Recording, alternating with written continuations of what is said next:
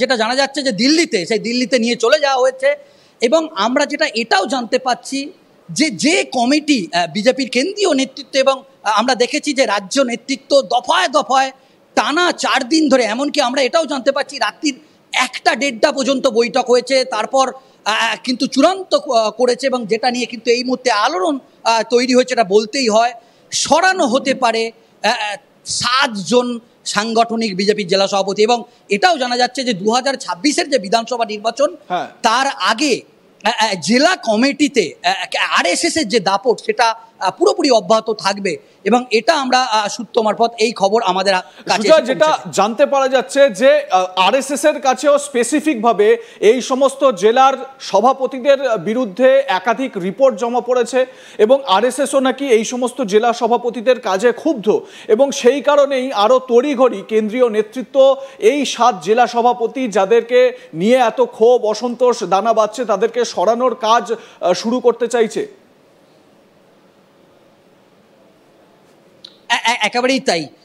যেটা আমাদের কাছে একেবারে স্পেসিফিক খবর আছে যে জেলা কমিটি তৈরি হবে একদম রাষ্ট্রীয় স্বয়ংসেবক সংঘ বা আরএসএস এর তরফ থেকে বঙ্গ বিজেপিকে একেবারে কোট আনকোট স্পষ্ট বার্তা দেওয়া হয়েছে যে নতুন কমিটি তৈরি হবে সেখানে আরএসএস ঘনিষ্ঠ বা আরএসএস ব্যাকগ্রাউন্ডে থাকা ব্যক্তিদের একেবারে গুরুত্ব দিতে হবে। অন্তত 100%-এর মধ্যে 70%-এর বেশি আরএসএস-এর ব্যাকগ্রাউন্ডে থাকা ব্যক্তিদের গুরুত্ব দিতে হবে। 30% আদি বিজেপি বা অন্যান্য রাজনৈতিক দল থেকে আসা কর্মীদের গুরুত্ব দিতে হবে এবং সেখানেই আমরা যেটা জানতে পাচ্ছি যে রাষ্ট্রীয় স্বয়ংসেবক এ রাজ্যের আরএসএস-এর কাছে এই 7 জন জেলা সভাপতির নামে একাধিক অভিযোগ ইতিমধ্যেই জমা পড়েছে বিভিন্ন বিষয়ে। তো এই মুহূর্তে আরএসএস-এর তরফ থেকে বঙ্গ বিজেপিকে একেবারে স্পষ্ট জানিয়ে দেওয়া হয়েছে। দেখো, তুমি নিশ্চয়ই জানো স্বপনদা যে বুথ স্তরের নির্বাচন সাংগঠনিক স্তরে হয়েছে,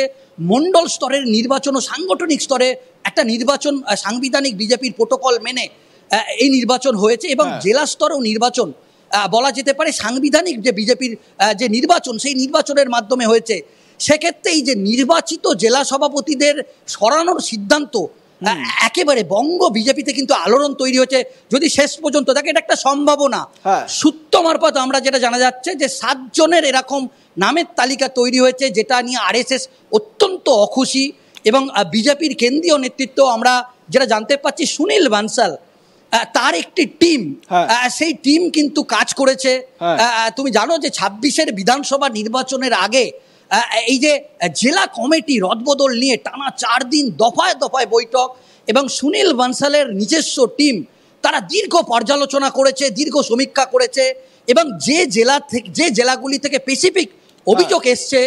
সুনীল বানসালের টিম নিজে গিয়ে সেগুলোকে ভেরিফিকেশন করেছে,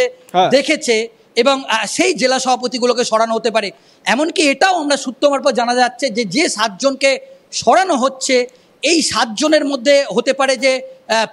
50% তারা 2026-এর বিধানসভা নির্বাচনে টিকিট পেতে পারে, হয়তো এই ইকুয়েশনেও তাদেরকে সরানো হচ্ছে এবং বিজেপির কেন্দ্রীয় নেতৃত্বের তরফ থেকে আরেকটা বিষয় স্পষ্ট করা হচ্ছে যারা সাংগঠনিক জেলা সভাপতি থাকবেন তারা 2026-এর বিধানসভা নির্বাচনে কিন্তু কোন রকম কোনো টিকিট পাবে না। তোমার কাছে সেটাও একটা দলীয় তরফ থেকে আভাস দেওয়া হচ্ছে। সেটা হচ্ছে বিজেপির যে এই এক ব্যক্তি এক পদ নীতি, এই এক ব্যক্তি এক পদ নীতিকে আরো বেশি করে প্রাধান্য দেওয়ার জন্যই কি এইরকম ব্যবস্থা করা হচ্ছে? মানে শুধু যে ওই 7 জন জেলা সভাপতির কাজে অসন্তোষ সেটা নয়, কিন্তু এক ব্যক্তি এক পদ নীতি এই নীতিকে মান্যতা দেওয়ার জন্যই এইরকম সাংগঠনিক রদবদল। সুজয়, একেবারেই তাই। তুমি জানো যে বিজেপির একেবারে সাংবিধানিক যে প্রোটোকল আছে সেখানে স্পষ্ট উল্লেখ আছে এক ব্যক্তি এক পদ। সেক্ষেত্রে যেটা জানা যাচ্ছে যে এই যে 7 জনের যে তালিকা যেটা সূত্র মারফত জানতে পারছি এদেরকে হয়তো অন্য কোনো পদে তাদেরকে দল কাজে লাগাতে চায়। সেক্ষেত্রে এই একেবারে বড় ধরনের রদবদলের একটা সম্ভাবনা কিন্তু থেকে যাচ্ছে এবং একেবারে শ্রমিক ভট্টাচার্য দায়িত্ব নেওয়ার পর একটা বড় অ্যাকশন এটা বলাই যেতে পারে এবং সাংগঠনিক স্তরে বড় ধরনের রদবদল। সেক্ষেত্রে এখন দেখার বিষয় যে কোন সেই 7 জন আছে যদিও সেই তালিকা ইতিমধ্যেই দিল্লিতে পৌঁছে গিয়েছে, এবং আমরা যেটা একেবারে স্পেসিফিকভাবে জানতে পারছি এই 7 জনের মধ্যে এটা হতে পারে যে দল 2026-এর যে বিধানসভা নির্বাচন হবে এই 7 জনের মধ্যে হয়তো কোনো জেলা সভাপতি আছে তাদেরকে দল 2026-এর বিধানসভা নির্বাচনের লড়াই করার একটা নির্দেশ বা সঙ্গ চাইছে যে তারা 2026-এ লড়াই করুক, এজন্যই হয়তো তাদেরকে সরানো হতে পারে। এটাও হতে পারে যে তাদের বিরুদ্ধে অনেক অভিযোগ আসতে পারে, তো সেক্ষেত্রে এই তাদেরকে সরানো হচ্ছে। তবে একটা বিষয় স্পষ্ট যে দুটো বিষয় জেলা কমিটির যে রদবদল সেই নিয়ে দুটো বিষয় নিয়ে কিন্তু দফায় দফায় বৈঠক হচ্ছে। সেখানে বলা হচ্ছে যে জেলা কমিটি তৈরি হবে সেই জেলা কমিটির ক্ষেত্রে একেবারে যাতে কোনো ধরনের কোনো গোষ্ঠী দ্বন্দ্ব না হয় সেটাও কিন্তু কেন্দ্রীয় নেতৃত্বের তরফ থেকে স্পষ্ট করে দেওয়া হচ্ছে। কারণ জেলা কমিটি তৈরিতে যদি কোনো গোষ্ঠী দ্বন্দ্ব হয় তাহলে তৃণমূল কংগ্রেস কিন্তু পলিটিক্যালি অ্যাডভান্টেজ পেয়ে যাবে। সেক্ষেত্রে জেলা সভাপতিদের কিন্তু একটা সতর্ক করা হয়েছে যে একেবারে নির্বাচন গোড়াতে একেবারে একদম দোরগোড়ায় পৌঁছে গেছে, এবং আমরা দেখেছি তৃণমূল কংগ্রেসের পক্ষ থেকেও সাংগঠনিক জেলা সভাপতিদের রদবদল হয়েছে, সেক্ষেত্রে সতর্কতা অবলম্বনেরও নির্দেশ দেওয়া হয়েছে। আমি সুজয়, তুমি আমার সঙ্গে থাকো, যারা এই মুহূর্তে আমাদের এই স্ট্রিমিং দেখছেন বা যারা এই মুহূর্তে অনলাইন হয়েছেন তাদের জন্য একটু বলে রাখি যে বিজেপির সাংগঠনিক স্তরে রদবদলের একটা বড় সম্ভাবনা, এবং সেই সম্ভাবনার যে জায়গা সেখান থেকে জানতে পারা যাচ্ছে যে 7 জন জেলা সভাপতির তাদের পদ পরিবর্তন হতে পারে বা তাদেরকে সরানো হতে পারে বলে সূত্রের খবর পাওয়া যাচ্ছে। এখানে বেশ কিছু বিষয় উঠে আসছে। একটা হচ্ছে গিয়ে যে কেন্দ্রীয় নেতৃত্ব এই সমস্ত জেলা সভাপতিদের কাজে অখুশি, এবং একই সঙ্গে আরএসএস এর কাছে স্পেসিফিকভাবে সেই সমস্ত 7 জন জেলা সভাপতির কাজের বিরুদ্ধে বেশ কিছু রিপোর্ট জমা পড়েছে, এই একটা তত্ত্ব। আর একটা তত্ত্ব এটাও বলা হচ্ছে যে যেহেতু বিজেপির যে এক ব্যক্তি এক পদ নীতি রয়েছে সেই নীতিকে মান্যতা দেওয়ার জন্য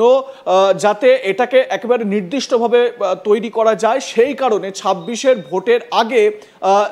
সেই 7 জনকে সরানো হয়েছে, এবং এই 7 জনের মধ্যে যাদেরকে সরানো হবে জেলা সভাপতির পদ থেকে সেই 7 জনের মধ্যে বেশ কয়েকজনকে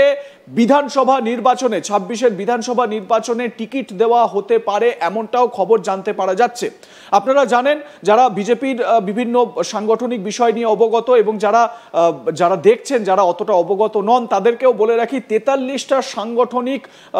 জেলা রয়েছে বিজেপির, এবং এই জেলাগুলো কি ভাগ করা হয়েছে, যেরকম হাওড়া গ্রামীণ, হাওড়া শহর এই রকমভাবে ভাগ করা হয়েছে। শহরের জন্য একটা সাংগঠনিক জেলা, গ্রামীণ এলাকার জন্য একটা সাংগঠনিক জেলা। যেই জায়গায় বিশেষ করে নজর দেওয়ার দরকার রয়েছে সেই জায়গায় একটা সাংগঠনিক জেলা করা রয়েছে, একটি জেলার মধ্যে আরেকটি সাংগঠনিক জেলা করে, এটা বিজেপির সাংগঠনিক বিভিন্ন কাজকর্মের সুবিধার জন্য।